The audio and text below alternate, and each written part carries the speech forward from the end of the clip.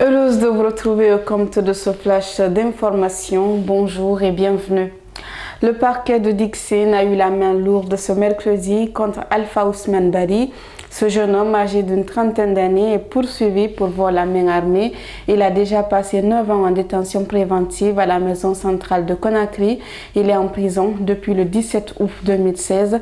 Ses avocats sollicitent sa libération immédiatement et pour ce faire, ils demandent au tribunal de le renvoyer pour des faits de la poursuite conformément aux dispositions de l'article 544 du Code de procédure pénale. Le verdict est attendu pour le 17 avril prochain.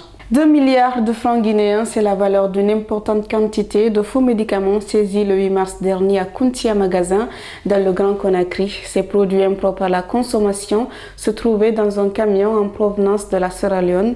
Ils ont été présentés à la presse ce mercredi par les services spéciaux de lutte contre la drogue et le crime organisé. Le commissaire Foromo Soropogui, chef de la direction centrale de lutte contre le crime organisé, promet des enquêtes pour traquer toutes les personnes impliquées dans ce réseau. Dans le même sillage à Doubreka, 5 individus viennent d'être interpellés pour vol aggravé.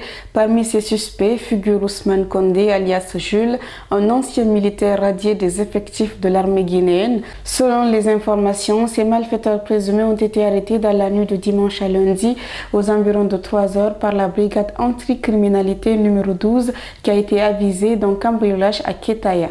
À présent, direction la Haute-Guinée où un adolescent a été poignardé aux fesses mardi à cause d'un briquet au quartier Ouassako dans la commune urbaine de Kouroussa.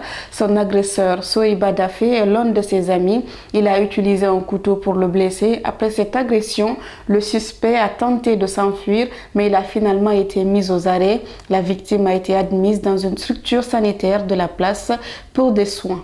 Aki Sidougou, l'un des secrétaires fédéraux du bloc libéral, jette l'éponge et s'engage à défendre les idéaux du CNRD. Tamba Etienne Milimono a fait l'annonce de sa démission ce mercredi. Désormais, il milite en faveur du général Mamadi Doumbouya, qu'il décrit comme étant un président militaire visionnaire. Et voilà, mesdames et messieurs, ainsi prend fin ce flash d'information.